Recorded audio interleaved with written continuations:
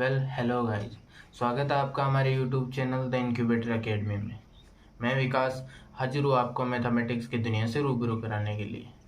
तो आज से मैं शुरू करने जा रहा हूँ राजस्थान पटवारी एग्जाम के लिए मैथ रीजनिंग की नई सीरीज, जिसमें हम पूरा का पूरा सिलेबस कवर करने वाले हैं। तो बने रहिए हमारे साथ और चैनल को सब्सक्राइब करना ना भूलें। तो चलो चलते हैं। तो आज हम सीखने वाले हैं एवरेज। एवरेज होता है औसत, जिसे कि हम माध्य भी कह सकते हैं, और इसका मतलब होता है बीच की संख्या। अब आप पूछेंगे कि ये होता क्या है, मतलब डेली लाइफ में इसका यूज़ क्या है। तो मान लीजिए कि आप कहीं पे जा रहे हैं, अपनी गाड़ी लेके जा रहे हैं, तो आपकी स्पीड देखो कहीं पर रहती है 20 रहती है, कहीं 25, कहीं 30, कहीं 40, ऐसे रहती है। स्पीड मतलब कांस्टेंट नहीं रहती है, कभी बढ़ती है कभी घटती है। तो अगर आपको कोई पूछे कि आपकी स्पीड कितनी थी, तो आप उसे क्या बताएंगे? आप ये तो नहीं बताएंगे कि कभी 10 थी कभी 20 थी, आप उसे बताएंगे कि लगभग इतनी थी। तो वो लगभग वाला पोर्शन होता है, उसे ही हम औसत कहते हैं। औसत का मतलब होता है बीच की वैल्यू, मतलब कई संख्याओं में जो बीच में आ रही है उसे हम औसत कहते हैं।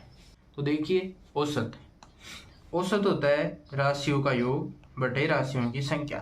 मतलब हमें जितनी राशियां दी गई है उन सबका योग करके उनकी संख्या का भाग लगा देंगे तो हमारे पास औसत आ जाएगा।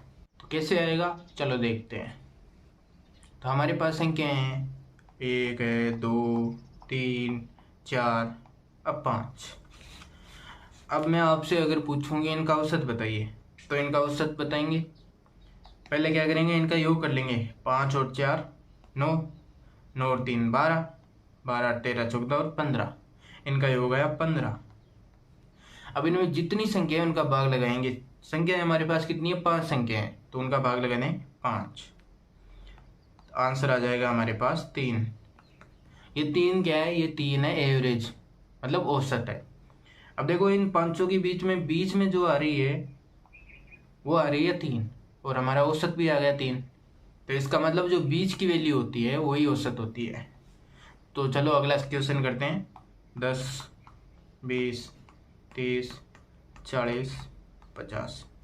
तो फिर से वही इनका योग करेंगे और संख्याओं का भाग लगा देंगे तो हमारे पास आंसर आ जाएगा। अब देखो, औसत निकालने के लिए हमारे पास 3 तरीके हैं। एक तो ये सीधा फॉर्मूला कि राशियों का योग बटे राशियों की संख्या, इससे भी आंसर आ जाएगा। और एक हमारे पास होता है कि हम पेयर बना लें और जो बीच में आएगा वही औसत हो जाएगा। तो इनका हम पेयर बनाएंगे। देखो, ये 2 का इधर पेयर बन गया और ये 2 का इधर पेयर बन गया। बीच में क्या आ गया, बीच में आएगा 30। तो इसका औसत भी 30 ही आएगा, आप योग करके निकाल के देख लेना। अब तीसरा हमारे पास है कि जो फर्स्ट और लास्ट टर्म होती है, मतलब पहला पद और अंतिम पद, उनको जोड़ के अगर 2 का भाग लगा देंगे तो भी हमारे पास औसत आ जाएगा। ठीक है, तो देखो फर्स्ट टर्म है इसका 10 और लास्ट है 50, इनको जोड़ा और 2 का भाग लगा दिया, 60/2, आंसर आया 30। देखा, हमने पेयर बना के भी यही आंसर आया था, फॉर्मूला लगा के भी यही आंसर आएगा। अब आप ये फर्स्ट पद और लास्ट पद वाला फॉर्मूला तभी लगा सकते हैं जब इनमें डिफरेंस समान हो, मतलब लगातार संख्याएं हो, जैसे 1 2 3 4 5 10 20 30 40 4 8 12 16, डिफरेंस समान है तो हम लगा सकते हैं। देखो 4 8 12 16 और 20, इनमें पेयर बना के करेंगे, 2 का पेयर इधर बन जाएगा और 2 का पेयर इधर बन जाएगा, बीच में आ गया 12, तो इसका औसत 12 होने वाला है। तो हमारे पास पेयर वाले फॉर्मूले से तो आ गया 12। अब हम अपना फॉर्मूला लगाएंगे फर्स्ट और लास्ट वाला। तो फर्स्ट क्या है, 4 प्लस हो गया 20/2, 24/2, आंसर आया 12। ऐसे भी 12 आया और हमारे पेयर वाले फॉर्मूले से भी 12 आंसर आएगा। तो देखो एक बार फिर से करते हैं। देखो, अगर हमारे पास संख्या ऐसी हो कि 10 है, 15 है, फिर 20 है, और फिर 30 है, और फिर 40 है, अब आप इस कैसे पता लगाओगे कि इसका आंसर क्या आएगा? देखो, पेयर वाले फॉर्मूले से हम लगाएंगे तो 10 और 15 2 बन गए और 20 आ गया बीच में। लेकिन मैंने कहा था कि पेयर वाले फॉर्मूले में डिफरेंस सेम होना चाहिए, इनमें डिफरेंस सेम, पहले 5 का डिफरेंस है, फिर भी 5 का डिफरेंस है, बाद में 10 का आ गया और फिर 10 का आ गया, मतलब डिफरेंस सेम नहीं है इनका। तो हम पेयर वाला फॉर्मूला नहीं लगा पाएंगे। अब देखो फर्स्ट और लास्ट वाला भी नहीं लग सकता क्योंकि डिफरेंस सेम नहीं है, इनकी लगातार संख्या नहीं है। तो हम इसका सीधा से योग निकालेंगे और जितनी संख्या है उनका भाग लगा देंगे, औसत आएगा। योग निकालो, 4 3 7 9 10 115। 115 में कितनी है, 3 2 5, 5 संख्या है। तो आंसर आ गया हमारे पास 23। देखा आंसर अलग आया ना। तो इस प्रकार वो फॉर्मूले तभी लग सकते हैं जब इनका डिफरेंस सेम आएगा। ठीक है, समझ में आ रहा है ना। तो इससे पहले कि हम क्वेश्चन प्रैक्टिस की ओर चलें, मैं आपको 2 फॉर्मूले और बताना चाहता हूँ। वैसे तो कोई फॉर्मूले नहीं है लेकिन सीखना चाहिए। तो पहला तो हमारे पास हो गया औसत बराबर राशियों का योग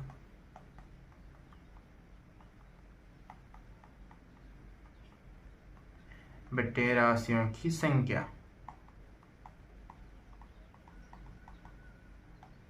ठीक है, अब इसी फॉर्मूले से वे 2 फॉर्मूले और आएंगे। तो दूसरा फॉर्मूला देखो कि राशियों का अगर हम योग निकाल लेंगे तो योग कैसे निकालेंगे। तो योग निकालने के लिए औसत और राशियों की संख्या को कर देंगे मल्टीप्लाई, वज्र गुणा औसत इंटू राशियों की संख्या, औसत इंटू राशियों की संख्या। अब अगर हमें राशियों की संख्या निकालनी हो तो क्या करेंगे, वही है राशियों का योग बटे राशियों का औसत। ये 2 फॉर्मूले बच गए थे जो आपके शायद काम आ सकते, तो मैंने बता दिए। अब चलो क्वेश्चन प्रैक्टिस की ओर चलते हैं। तो हमारा सवाल है, देखो 10 छात्रों के प्राप्तांकों का औसत है 15 और 6 छात्राओं के प्राप्तांकों का औसत है 5। तो सभी छात्र छात्राओं के प्राप्तांकों का औसत क्या होगा। तो हमारे पास 10 छात्र हैं, 6 छात्राएं हैं, उन्होंने परीक्षा दी और कुछ नंबर प्राप्त किए जिनका औसत यहाँ पे दिया गया है। तो हमारे पास कुल छात्र छात्राएं कितनी हो गई, कुल इनका छात्र छात्राओं का योग कितना हो गया, कुल हो गया हमारे पास 10 छात्र हो गए और 6 हो गई छात्राएं। तो 10 + 6 हो गया 16। हमारे पास कुल कक्षा में कुल छात्र छात्राएं हैं 16। अब औसत निकालने के लिए हमें क्या चाहिए, औसत निकालने के लिए हमें चाहिए कि राशियों का योग और राशियों की संख्या। राशियों की संख्या हमारे पास आ गई है 16 है। अब राशियों का योग कैसे निकालेंगे। तो योग निकालने के लिए मैंने जो फॉर्मूला बताया था वो फॉर्मूला लगाएंगे और योग निकालेंगे। सबसे पहले हम निकालेंगे छात्रों के प्राप्तांकों का योग। तो 10 छात्र हैं, उनके प्राप्तांकों का योग निकालने के लिए हम क्या करेंगे, औसत हो गया 15 इंटू राशियों की संख्या, छात्र कितने हैं 10, हो गया 150 छात्र। तो हमारे पास छात्रों के प्राप्तांकों का जो योग है वो हमारे पास आ गया 150। अब हम छात्राओं को निकाल लेंगे ऐसे ही, छात्राओं का प्राप्तांकों का योग निकाल लेंगे। तो छात्राएं कितनी है 6 और इनका औसत हो गया 5। तो फॉर्मूला लगाएंगे औसत इंटू संख्या, 5 × 6 30। अब देखो हमारे पास कुल छात्र छात्राएं हैं 16। अब प्राप्तांकों का योग 150 छात्रों के हैं और 30 छात्राओं के हैं। तो कुल प्राप्तांक कितने हो गए, कुल प्राप्तांक हो गए हमारे पास 150 + 30 180। 180 हमारे पास कुल प्राप्तांक है और 16 हमारे पास छात्र छात्राएं हैं। तो इनका औसत निकाल सकते हैं। औसत निकालेंगे तो राशियों का योग हो गया 180 और राशियों की संख्या 16 है। तो इसका आंसर आ गया हमारे पास 11.2। सभी छात्र छात्राओं के प्राप्तांकों का औसत आ गया 11.2। सवाल समझ में आ गया। तो चलो बढ़ते हैं अगले सवाल की ओर। अगला सवाल हमारे पास है 5 आम और 3 सेब के मूल्यों का औसत 150 है तथा 1 आम का औसत 40 है, तो 1 सेब का मूल्य क्या होगा। कि हमारे पास 5 आम है, 3 सेब है, जिनके मूल्य का औसत 150 है और एक आम के औसत मूल्य है 40। ठीक है, हमारे पास कुल कितने हो गए? कुल हो गए आम और सेब 5 आम और 3 सेब, कुल हो गए 8। तो इस सवाल को सोल्व कैसे कर सकते हैं? अगर हमारे पास कुल मूल्य आ जाए कि कुल कितने रुपए हमारे लगे, तो उनमें से आम वाला निकाल लेंगे तो सेब के आ जाएंगे।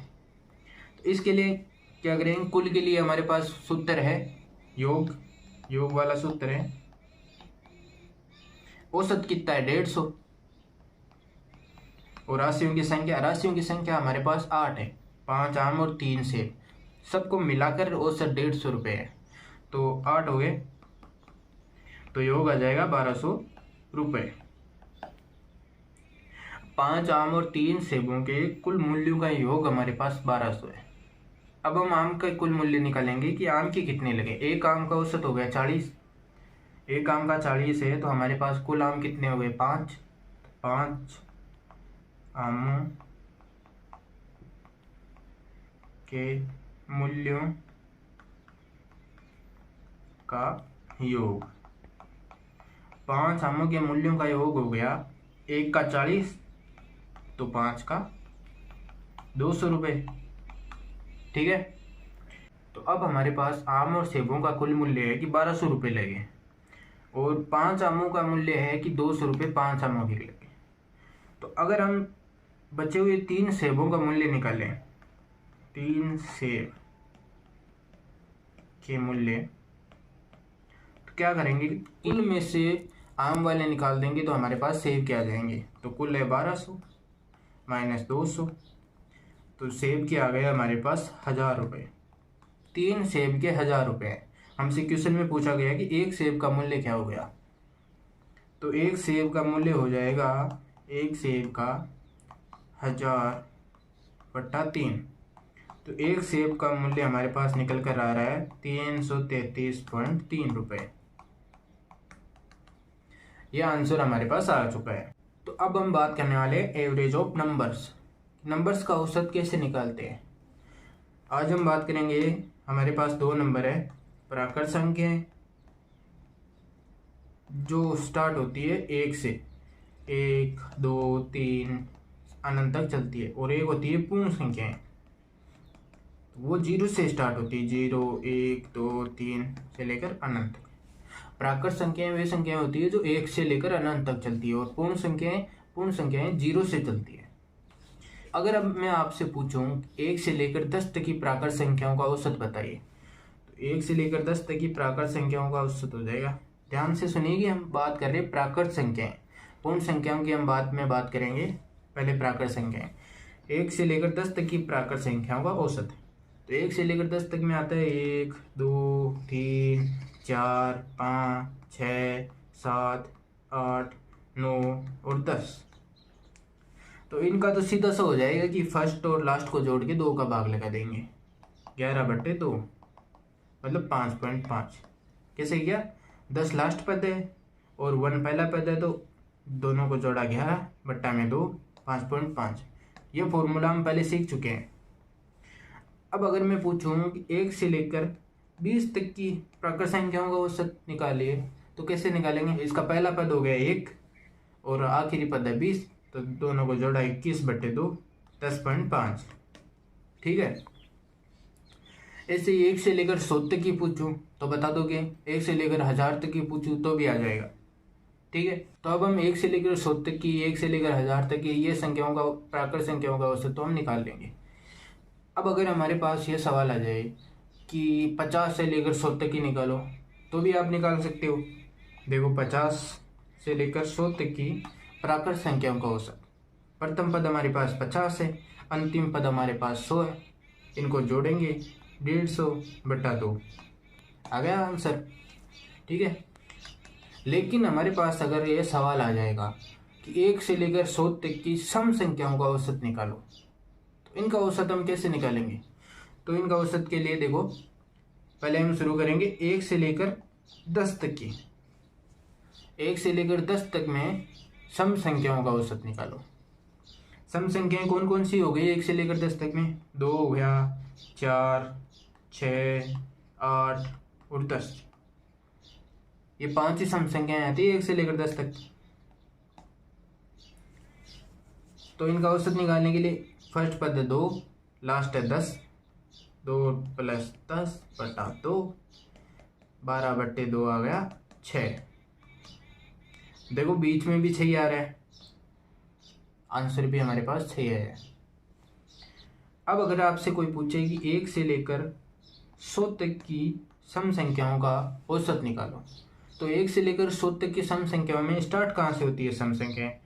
एक से तो एक तो सम संख्या है नहीं, 2 है, 2 से स्टार्ट होगी और चलेगी कहाँ तक? 100 तक। आगे हमारे पास फर्स्ट और लास्ट पद। फर्स्ट पद है 2 और लास्ट है 100, दोनों को जोड़ दो और 2 का भाग लगा दो, 51।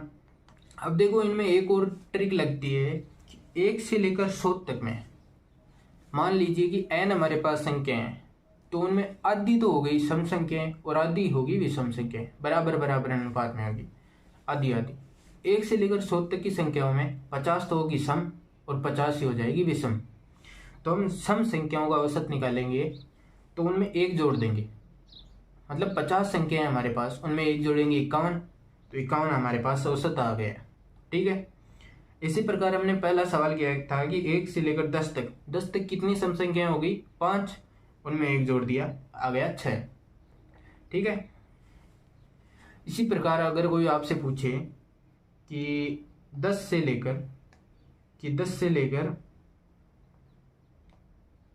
80 तक, 10 से लेकर 80 तक सम संख्याओं का औसत बताइए, तो अब हमारे पास फर्स्ट पद है, लास्ट पद है, दोनों को जोड़ा और आंसर आ गया 90/2, 45। ठीक है। इसी प्रकार अगर मैं आपसे पूछूं कि 10 से लेकर 80 तक की विषम संख्याओं का औसत बताइए, तो ये कैसे निकालोगे? बड़ा सिंपल तरीका है। देखो 10 क्या है? 10 सम संख्या है, तो ये तो हम गिनेंगे नहीं, हमने विषम पूछा था, तो विषम के लिए 11 से स्टार्ट होगी और चलेगी कहाँ तक? हमें 80 तक ही लेना है, 80 सम संख्या है, 80 को नहीं ले सकते, इससे पहले वाली 79।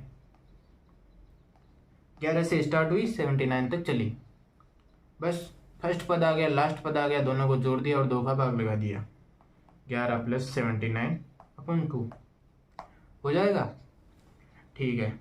अब देखो आज का लास्ट सवाल करते हैं। चलो 1 से लेकर 65 तक सभी सम संख्याओं का औसत निकालिए। तो 1 से लेकर 65 तक सम संख्याएं कौन कौन सी होगी? देखो 1 से तो स्टार्ट होती नहीं है, स्टार्ट होगी 2 से, और 65 कोई सम संख्या नहीं है, तो इससे पहले वाली लेंगे तो 64। 2 से चली, 64 पर खत्म, पहला पद 2 और लास्ट पद आ गया 64, दोनों को जोड़ दिया, 2 का भाग लगा दिया, 64/2, 33 आंसर आ गया हमारे पास। तो दोस्तों मैं आशा करता हूँ कि आज का लेक्चर आपको पूरा समझ में आ चुका है। अगर किसी भी चीज़ का डाउट हो तो कमेंट बॉक्स में अपना डाउट छोड़ दीजिए, मैं आपको ज़रूर रिप्लाई दूंगा। और वीडियो को लाइक और शेयर करना ना भूलें, और चैनल को ज़रूर सब्सक्राइब कर दीजिएगा ताकि आने वाली वीडियो का नोटिफिकेशन आप तक पहुँच जाए, और बेल आइकन को दबाना ना भूलें। धन्यवाद।